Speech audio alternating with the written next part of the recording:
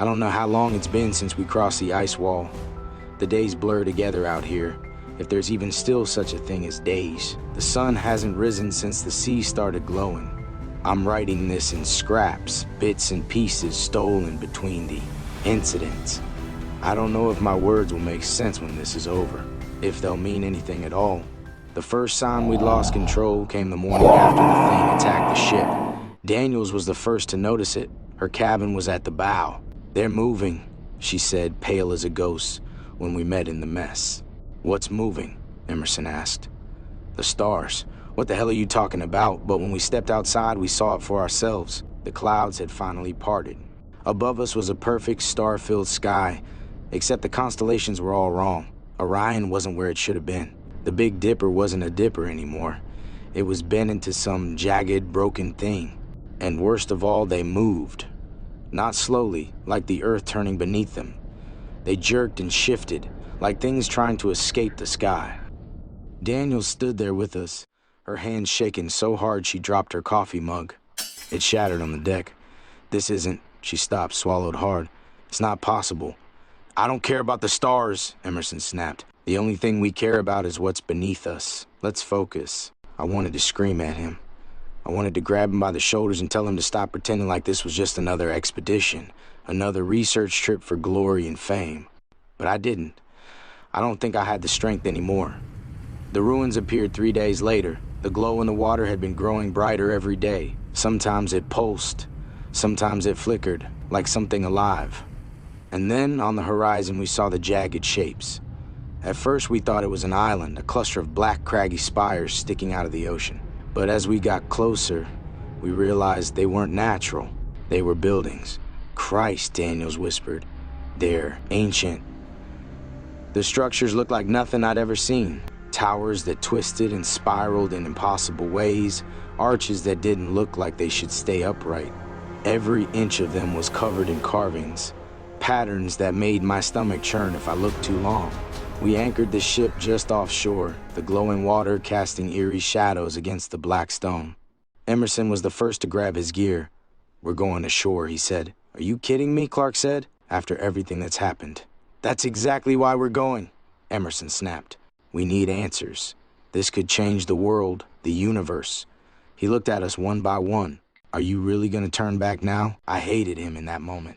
But I hated myself more for following him. The air was wrong.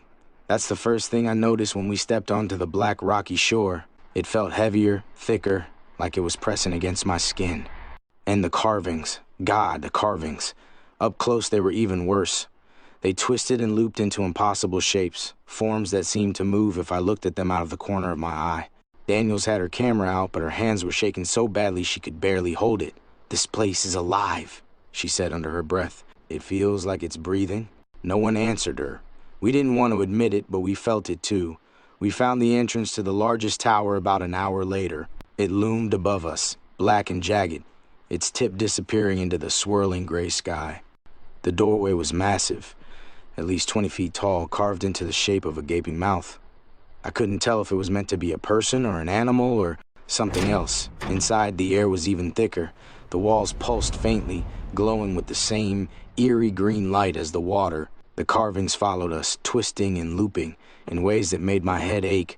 "Everyone stay together," Emerson said, "and keep recording." We walked in silence, the only sound our boots against the strange, glossy stone floor. The corridor twisted and turned, narrowing until it felt like the walls were closing in on us. Then we heard the sound. At first it was faint, a low, distant hum, like what we'd heard in the water. But as we kept moving, it grew louder. "What is that?" Clark whispered. "Don't stop," Emerson said. We reached the heart of the structure an hour later, or what I think was the heart. Time didn't feel real in there. I don't even remember walking. It was more like we were dragged. The chamber was massive, a dome carved with the same impossible patterns, its walls glowing faintly, and in the center, rising out of the floor, was the altar. It wasn't just stone. It moved, slowly, like something alive, its surface rippling and undulating. Strange symbols lit up along its surface as we approached, pulsing in time with the hum. "What the hell is this?" Daniels whispered. Emerson didn't answer. He was already moving closer, his flashlight scanning the altar. "Don't touch it," Clark said, her voice sharp. Don't. Too late. As Emerson's hand brushed the surface, the hum turned into a roar. The ground trembled, the walls vibrating like they were alive. The carvings started shifting, their shapes twisting into something new, something horrible. The air felt wrong. I could barely breathe, my head pounding, my vision swimming.